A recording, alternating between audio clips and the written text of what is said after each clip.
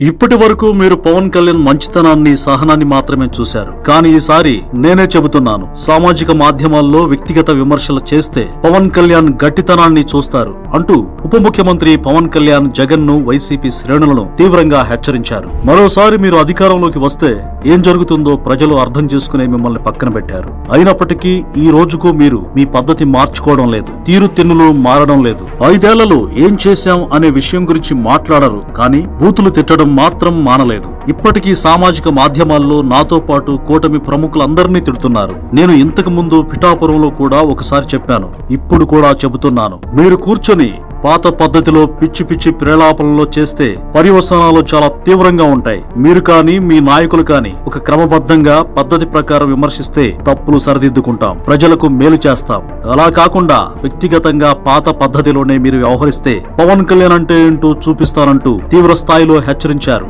Doctor BR Ambedkar Konaseema జిల్లా రాజోలు మండలం శివకోటిలో నిర్వహించిన పల్లె పండుగ 2.0 కార్యక్రమంలో పాల్గొన్న సందర్భంగా పవన్ జగన్ కు వైసీపీకి ఇలా హెచ్చరికలు జారీ చేశారు.